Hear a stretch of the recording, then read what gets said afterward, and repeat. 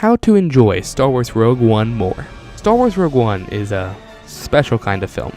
It's a film that we all know the ending, and we most likely know the characters will die, which they do, because they aren't in the original trilogy and they aren't mentioned at all. So, there wasn't really much room for character development in the story, which is why a prequel novel, Star Wars Rogue One Catalyst, was created.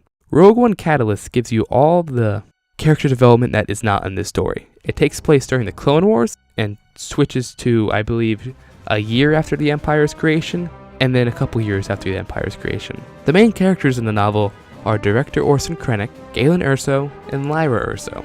The book just makes the film so much better. It makes you already know the characters. Like, in the beginning of the film, when director Orson Krennic goes on that planet with his Death Troopers to Galen Erso's home, yeah, the book ends with them finding that planet.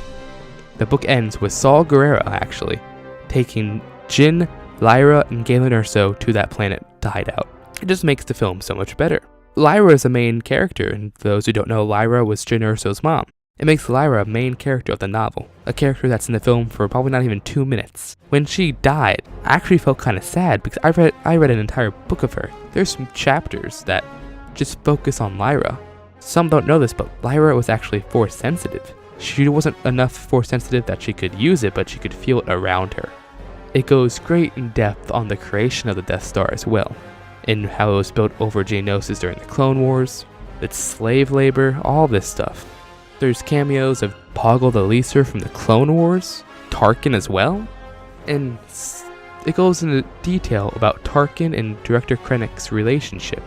You can definitely tell there's definitely tension between them in the film, but some don't even know that they're actually huge military rivals. I forget exactly what happened, but I believe Palpatine sent Tarkin to deal with his militia on a planet in the Outer Rim. So Tarkin does. He sends a couple Star Destroyers and deals with the militia. He believes it would take a couple days at most. But director Krennic actually hires smugglers, one of which is Saul Guerrero, and gives them advanced weaponry from the Empire to give to the militia on the planet, which makes that battle between Tarkin and the militia take months. Tarkin almost dies several times because of Krennic. Krennic wanted to kill Tarkin so he could take his place at the Emperor's side.